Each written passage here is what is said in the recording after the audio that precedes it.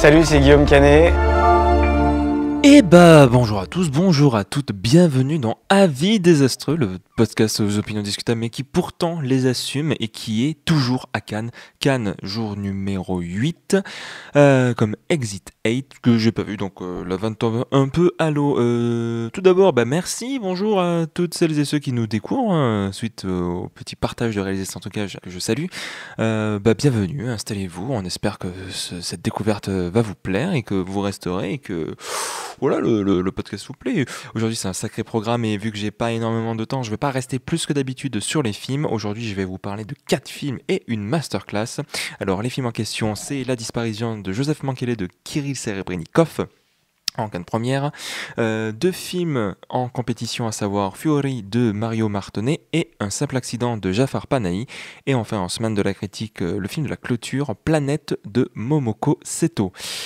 On va commencer tout d'abord avec la masterclass d'Alain Chabat. Voilà, la raison pour laquelle d'ailleurs hier l'épisode est arrivé assez en retard, c'est à cause de Chabat parce que la masterclass a pris beaucoup de temps. Alain Chabat est venu présenter un film qu'il aime bien pour ensuite discuter de ce film et plus particulièrement de son rapport à la comédie. Donc le film en question, c'est Tin Man, ou Les Filous en français, de Barry Levinson, avec notamment au casting Richard Dreyfuss, Danny DeVito et Barbara Hershey. Film de gars qui se tirent la moue parce que l'un aurait percuté la voiture de l'autre, aucun des deux ne veut reconnaître l'erreur, donc ils s'auto-accusent constamment. Le film est pas exceptionnel, je trouve que il y a quelques passages de comédie qui fonctionnent bien et le film va à un moment virer, il va quitter la comédie, cette guéguerre entre les deux, pour aller construire quelque chose d'un peu plus profond, presque quasiment une comédie romantique.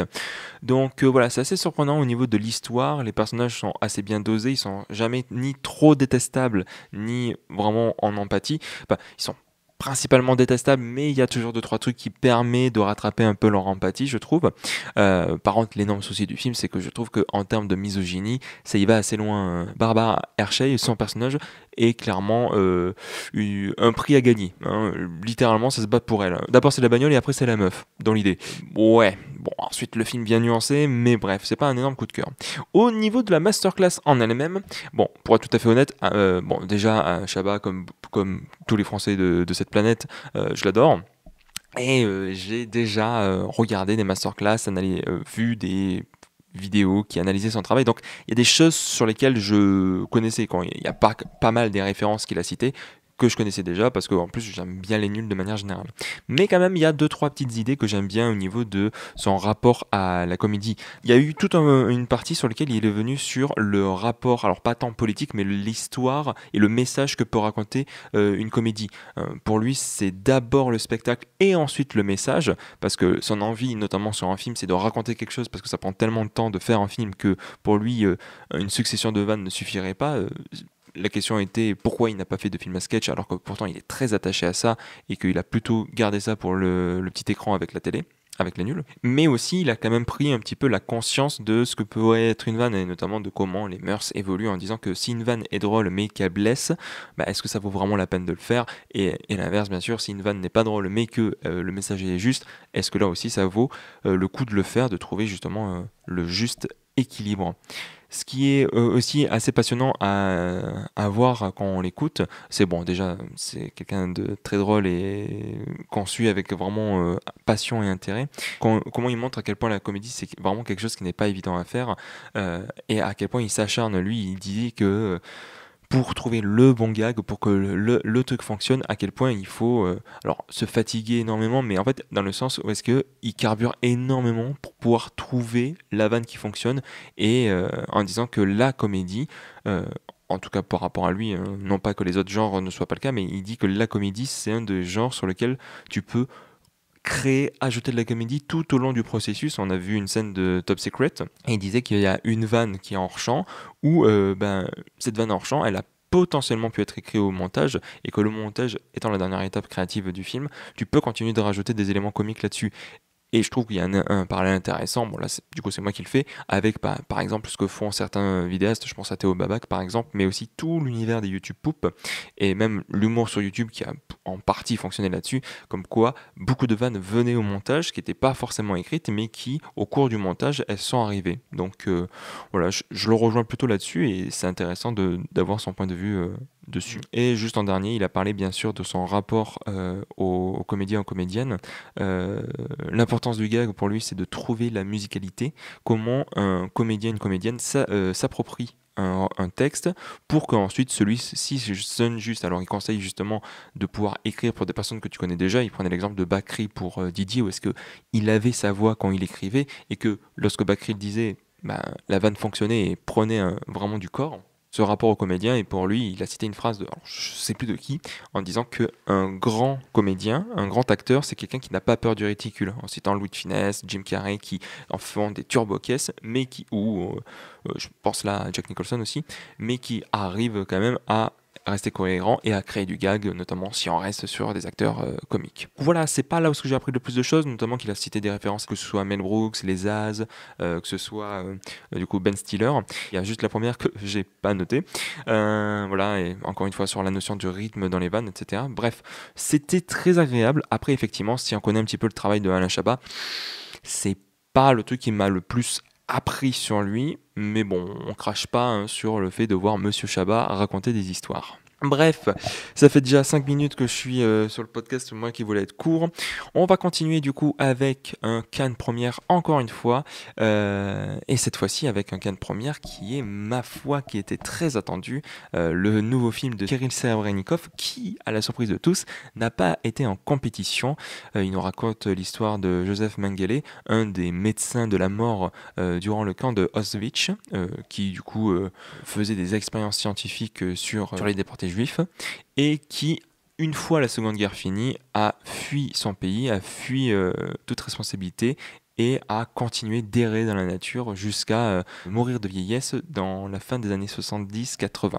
Serebrennikov, c'est pas forcément le réalisateur avec qui j'ai le match le plus. Je reconnais totalement que, en termes de mise en scène, c'est un de nos meilleurs réalisateurs à l'heure actuelle, mais j'ai toujours du mal à m'impliquer émotionnellement dans ces films, et il y a toujours une distance qui se crée. Bon, là, c'est mon préféré, et ça tombe sur un nazi, donc bon, qu'est-ce que je raconte de moi? Mais le film est exceptionnel, je trouve, vraiment. En fait, je trouve que sa mise en scène est beaucoup moins tape à l'œil, beaucoup moins criarde que ce que ça a pu être sur les autres films, mais plus sobre, parce que ça se concentre beaucoup plus sur son personnage, la psyché de son personnage, donc qu'on va voir en train de fuir, passer de pays en pays, de cachette en cachette, et comment il va essayer, lui ainsi que d'autres nazis qui continuent de fréquenter, vont essayer d'effacer, d'amoindrir, de polir le passé, comme si cela n'avait pas existé, ou comme si c'était des héros. Non, je n'ai pas choisi ces déportés pour les tuer, mais bel et bien pour les sauver. Ils n'étaient pas aptes à faire du travail. Donc du coup, grâce à moi, il fallait quelqu'un, un héros comme moi. En fait, c'est là ce qui est passionnant avec ce film. À travers l'histoire de son personnage principal, il va brasser beaucoup de choses. Il va montrer à quel point l'Allemagne, donc je crois que c'était le RDA de souvenir, ou le RFA, bref, une des parties de l'Allemagne, n'était pas gênée à l'idée de reprendre et de recollaborer avec des nazis, à quel point l'idéologie nazie ne s'est pas éteinte à la fin de la Seconde Guerre mondiale, mais qu'elle a continué d'exister jusqu'à nos jours, hein.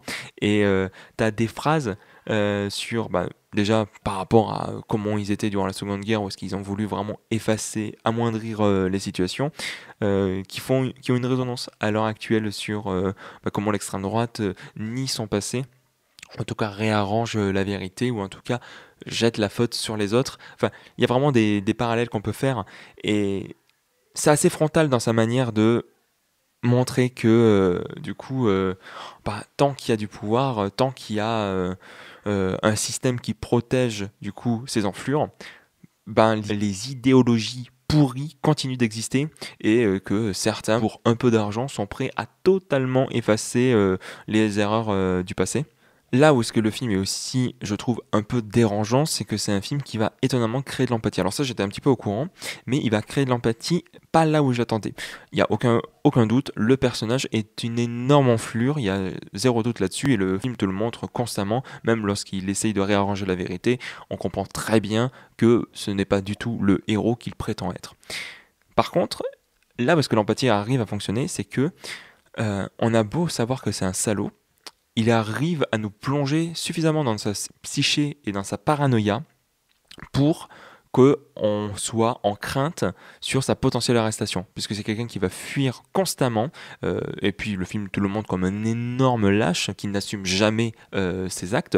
En fait, c'est là parce qu'il arrive à créer l'empathie, c'est que on n'a pas envie qu'il se fasse attraper, alors que pourtant c'est un salaud, mais va savoir pourquoi, on est en tension avec lui quand la caméra le suit au plus près, parce que c'est là parce que la mise en scène du coup va s'adapter à la psychologie, c'est que c'est beaucoup plus proche de son personnage, avec des plans séquences que tu remarques pas forcément de suite, parce que la caméra tourne et vu qu'elle fait pas des mouvements comme il avait pu nous habituer par instant, tu le remarques pas de suite qu'en fait ça fait 2-3 minutes que la caméra a pas coupé. Et ça nous plonge dans cet état de tension viscérale euh, où du coup tu partages les émotions qu'ils partagent, c'est-à-dire celle de la crainte, de la peur de se faire attraper. Et puis, vu que le film a une narration sur différentes époques, ce qui, je pensais, allait me perdre, alors que pas du tout, tu arrives parfaitement à comprendre où est-ce qu'on se situe, est-ce qu'on est au milieu de sa vie, est-ce qu'on est à la fin de sa vie, au tout début de son nazisme, etc. Le film jongle à travers les époques qui se répondent entre elles, notamment par rapport à des personnages que tu rencontres une fois, que tu revois plus tard. Et ben, ça arrive, ça arrive toujours à rester ultra cohérent et ultra fluide. Et il y a aussi toute une partie de l'intrigue qui se passe avec son fils. Son fils qui revient des années plus tard, qui le rencontre à l'aube de sa mort, qui est en totale opposition parce que il sait qu'il a été nazi à Auschwitz, mais il ne sait pas précisément ce qu'il a fait. Et ben, je dis pas que le film crée une réconciliation entre les deux, pas du tout. Mais c'est vrai que par instant, il en devient un père qui est repentant, qui est sincère, qui dit pardon, je suis désolé, j'ai été méchant avec toi, tu es quelqu'un que j'aime, etc. Et donc, par rapport aux réactions du fils, il y a quelque chose de très bizarre parce que c'est quelqu'un avec qui, c'est un personnage qui est en opposition avec du coup son père, donc on est du coup de son côté, et donc toutes les réactions qu'il va avoir, ce sont des réactions qu'on va plus ou moins partager. Et donc je trouve que le film arrive à trouver un jeu d'équilibriste là-dessus qui est phénoménal. En parlant de phénoménal, le noir et blanc est splendide. C'est un des plus beaux noirs et blancs que j'ai vu ces dernières années. Il y a un travail du clair-obscur, des ombres qui sont marquées, qui sont si beaux. C'est tellement beau comme film par instant, et en plus ça s'adapte en fonction des époques. Mais c'est une folie vraiment. Et de temps à autre, il va casser ce noir et blanc pour passer sur de la couleur, dans des passages où la couleur est vraiment bienvenue pour contraster avec le noir et blanc. Et il y a tout ce passage en 16 mm ou 8 mm, je sais plus, où on n'a aucun dialogue, on n'a que de la musique intradiégétique. Et vu qu'on n'a pas de dialogue, il y a des sous-titres. Et je sais pas, je trouve que c'est toujours une idée qui me parle énormément, le fait que le silence soit sous-titré. Et bon, bref, voilà. Je sais pas quoi dire d'autre. Si, c'était impossible de pas en parler. L'acteur principal, Auguste Diel, que vous avez vu notamment dans Une vie cachée, meilleur film de Terrence Malick, ou son rôle le plus connu, je dirais que c'est Inglourious Bastard, est exceptionnel dans le film. Exceptionnel. Euh, il arrive à passer à travers toutes les émotions que le film veut essayer de transmettre. Franchement, là, ça fait partie de ces films où tu te dis, mais pourquoi c'est pas en compétition? Pourquoi je vois ce film, qu'est-ce qu'il fout là? Pourquoi il n'est pas en compétition? Bon, après, c'est simple, hein, s'il était en compétition, il mériterait de tout gagner. Non mais sincèrement, que ce soit le scénar, l'interprétation masculine, bon, l'interprétation féminine, il y en a très peu. Euh, Palme d'or, il mériterait tout. Voilà, donc c'est un film que j'encourage énormément. C'est un peu plus classique dans sa forme que ne l'a été ses précédents. C'est pas pour autant que c'est pas un film d'un grand maître. J'ai eu l'occasion très rapidement de lui dire en plus, mais ouais, vraiment la disparition de Joseph Mengele. Pas de date de sortie, il me semble, pour le moment, mais ça risque d'en reparler ici parce que c'est un immense film. On va continuer avec un film qui a l'air d'avoir une certaine unanimité. Fury de Mario Martonnet. Mario Martonnet était venu il y a 2 ans, je crois, pour le très oubliable et moyen Nostalgia. C'était très ennuyant. Et ben, Fury nous raconte l'histoire d'une grande écrivaine italienne, Goliarda Sapienza, qui a en plus des idéologies antifascistes, antiracistes et même, me semble-t-il, communistes. qui est une très grande écrivaine, qui a beaucoup écrit notamment sur la condition de la femme, de ce que j'ai pu comprendre, et la prison. Le film a clairement déçu la critique. Hein. Hier, en salle presse, il y a un quart de la salle qui est partie. À la fin du générique, personne n'a applaudi. Et il se trouve que je me mets en contradiction par rapport à ça. Je vois tous les défauts qu'a le film. C'est un film qui ne raconte pas grand-chose. Déjà, qui ne parle absolument pas de son sujet. Bon, ça tombe bien, moi je le connaissais pas du tout. Mais c'est vrai que si tu connais un petit peu l'écrivaine, que tu t'attends à ce que ça prend des bouts d'analyse, etc.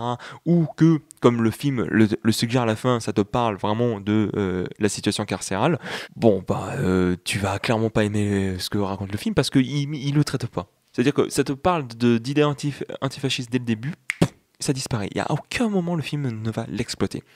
Mais va savoir pourquoi j'ai aimé. Ça raconte pas grand-chose, mais moi, dans ce que j'ai vu, quand je pensais que c'était un personnage de fiction, c'était juste en fait ces personnages qui sont brisés par la vie, qui s'ennuient, qui sont seuls, voire qui sont suicidaires, mais qui vont trouver du réconfort en se reconnectant aux autres. Le film, même s'il reste très peu longtemps, arrive quand même à te montrer que la prison, c'est un lieu de rencontre, de sororité, de rencontre amicale, voire de rencontre amoureuse, et que paradoxalement, ça a été pour elle un moment de liberté, parce que c'est à travers ces autres femmes qu'elle a pu se reconnecter à la vie un petit peu, et se sentir mieux. Et ça, c'est quelque chose qui me plaît en vrai. Je trouve qu'il y a une ambiance durant tout le film qui est un peu douce, un peu légère. Alors c'est pas tant un film solaire parce qu'il y a beaucoup de passages de nuit où est-ce que généralement les moments où est-ce que elle parle d'elle, elle parle de leur rapport à la vie, de leur pensée psychologique, etc. Donc qui sont pas forcément des plus joyeuses. Donc il y a tout ce passage-là.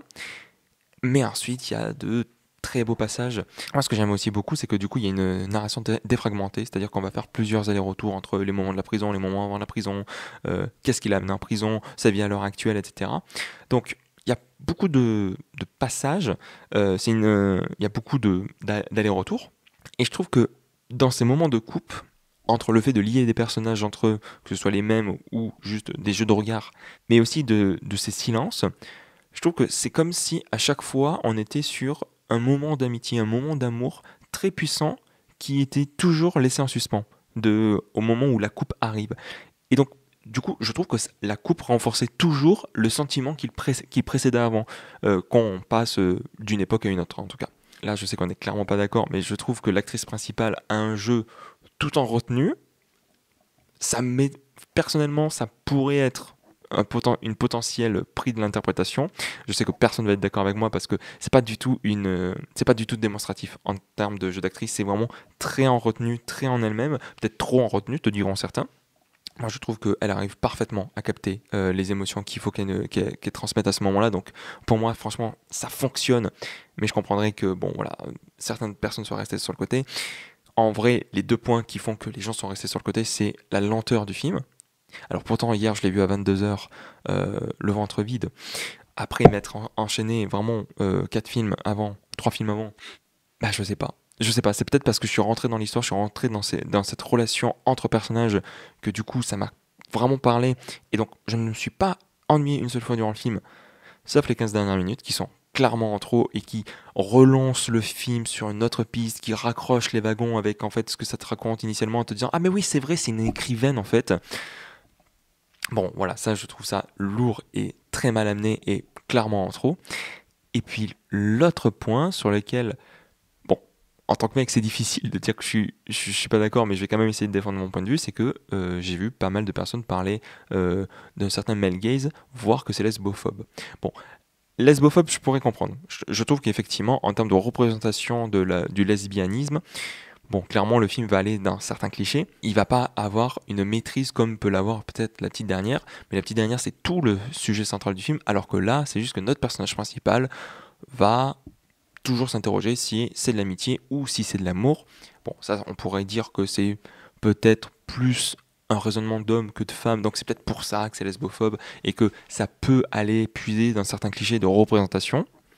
Ça, j'entends. Pour moi, c'est que tout se fait par parcimonie. Et pareil pour la question du male gaze. Pour moi, c'est pas du male gaze, parce que bon, il y a une scène où vraiment j'ai peur que ça allait là-dedans, c'est qu'il y a 3 femmes qui vont prendre une douche ensemble et qui vont dire oh venez, on va prendre une douche, parce que pour prouver qu'on n'a pas peur de se montrer nu. Bon, là j'avais vraiment très peur. Il arrive à couper pile au bon moment. Ça veut dire que c'est à peine montré que ça coupe et c'est toujours cadré au niveau de bon, c'est cadré au niveau de la poitrine, mais ce que je veux dire c'est que ça ne filme pas l'ensemble du corps. Pour moi, il n'y a pas vraiment de male gaze, c'est parce qu'il n'y a pas d'objectification. Pour moi, effectivement, il montre le corps de cette actrice, il montre plus, plus d'une fois les actrices vont se retrouver nues, mais il montre jamais plein cadre ou jamais en objectifiant, en fantasmant. Je trouve qu'en fait, il y a des pointes d'érotisme, mais il n'y a pas de voyeurisme. Et donc, du coup, ça me dérange pas parce que j'ai pas l'impression que c'est un vieux mec qui filme des meufs qui fantasment. J'ai pas du tout cette impression-là. Donc, je- pour moi, ça ne me dérange pas. Après, je comprends totalement que ça puisse déranger. C'est peut-être moi qui suis trop gentil parce que j'ai bien aimé le film, donc j'arrive à effacer certains trucs. Mais voilà, pour moi, ça passe. On a encore deux films, mais ça va être très rapide. On continue avec encore, toujours en compétition, un simple accident de Jafar Panahi. C'est mon premier Jafar Panahi. Euh, En fait, j'y suis allé parce que j'ai vu beaucoup d'amis collègues qui disent c'est un super film, ça a l'air de faire l'unanimité et c'est un gros concurrent à La Palme. Je suis globalement d'accord. Je pense qu'on me l'a un poil survendu. Mais il n'empêche que je trouve que c'est un très bon film, effectivement. L'histoire, c'est celle d'une famille qui est en train de tomber en panne, et lorsqu'ils vont demander de l'aide à une personne, l'un d'eux semble reconnaître qui il est, va le capturer et va essayer de lui faire avouer ses actes passés. Question, est-ce qu'il a capturé la bonne personne? J'essaye de rester vague parce que le film va progressivement t'amener vers un point en question pour ensuite traiter sa thématique. La grande force du film, c'est qu'il y a une certaine simplicité, sobriété dans sa mise en scène. Alors c'est pas pour autant que la mise en scène ne tente rien. Là, c'est une mise en scène qui va beaucoup utiliser les plans séquences. Ce que c'est, encore une fois, c'est pas des plans séquences tape à l'œil. C'est des plans séquences où on pose la caméra, on fait ou des panoramiques ou des mouvements latéraux, mais on va pas beaucoup plus loin. En fait, ce qui va compter, c'est l'émotion, ce sont les dialogues, c'est comment les personnages vont interagir entre eux.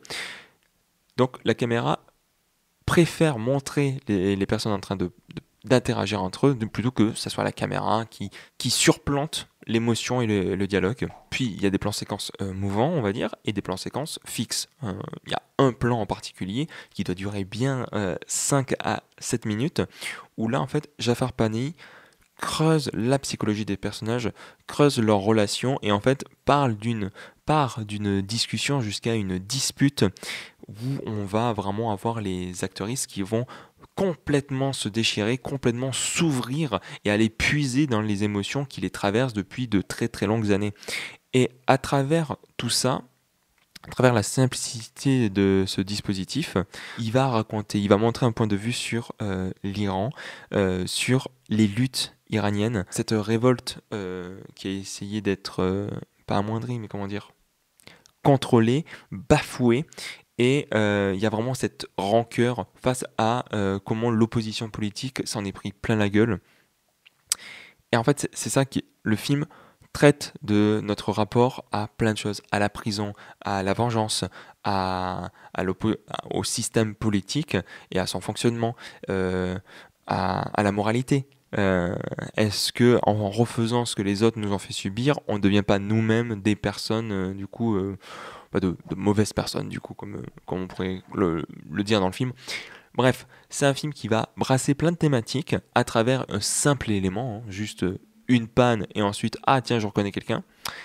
Et voilà, et je trouve que le film est aussi assez bien écrit, il y a quand même pas mal de nuances durant le film, il y a notamment tout un passage avec une gamine que je trouve qui est bien amenée et qui permet justement d'amener à la scène finale que je trouve vraiment forte pour le coup. Pour moi, c'est un bon film. La Palme, ça m'étonnerait. Le scénario, ça serait un peu plus justifié. Pourquoi pas aussi également prix de l'interprétation féminine. Mais mise en scène, je sais pas. Mise en scène, j'ai été marqué par plus de films. Sierra, c'est le premier qui me vient en tête. Ou pourquoi pas Sound Falling. Ça tente plein de trucs, mais comme je vous dis, ça marche pas forcément sur moi. Mais en tout cas, ça tente plein de trucs. Bref, tout ça pour dire qu'un simple accident qui en plus passe dans certains pâtés. Donc si pas loin de chez vous, il y a un pâté qui le passe, bah, je vous encouragerais à le découvrir parce que ça serait pas surprenant qu'il reparte avec un prix. Et enfin, le dernier, on va rester vraiment pas très longtemps. Je vais vous parler de Planète de Momoko Seto, qui est le film de clôture de la semaine de la critique. Euh, bon, pour être tout à fait honnête, j'en suis à mon 30e film. Je dois passer sur du 4 heures par nuit à peu près. Donc la fatigue, elle te guette un moment ou un autre. Bon, bah là pour le coup, je vais être tout à fait honnête, j'ai pointé du nez beaucoup de fois durant le film. J'ai pas tout suivi. Néanmoins, c'est un film à la narration relativement très simple, sans aucun dialogue. C'est l'histoire de 4 brindilles de pissenlits qui vont flotter jusqu'à pouvoir atterrir sur une terre qui puisse les accueillir et pour pousser à nouveau. En fait, c'est une sorte de conte, de balade. Et je dois avouer que j'ai pas été extrêmement sensible. Bon, comme je vous ai dit déjà, parce que la fatigue m'a complètement repris. Mais même en dehors de ça, je suis pas sûr que le film m'aurait saisi.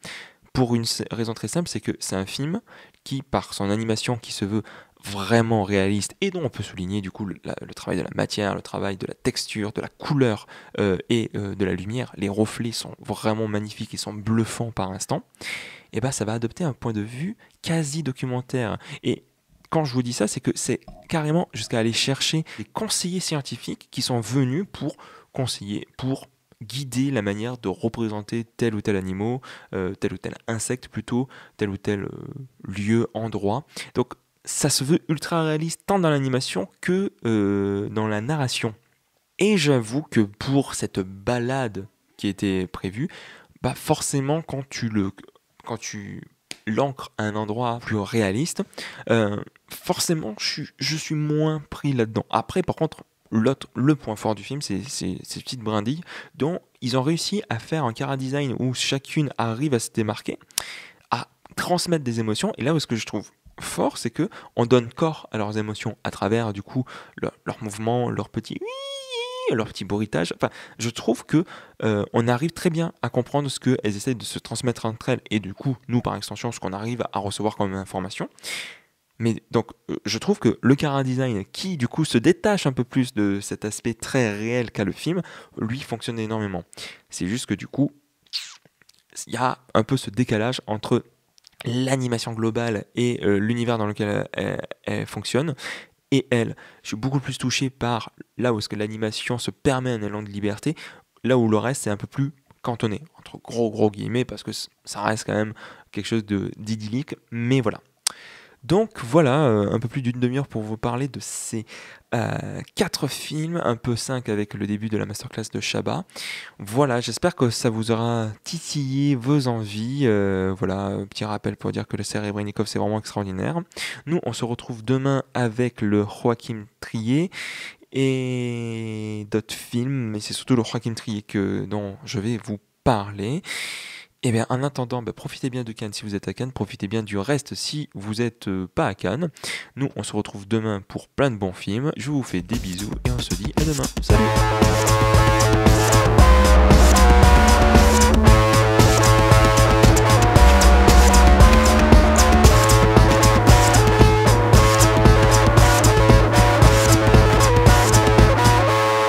Oh, monde de merde. Ouais, moi aussi j'ai bien envie de le dire, monde de merde.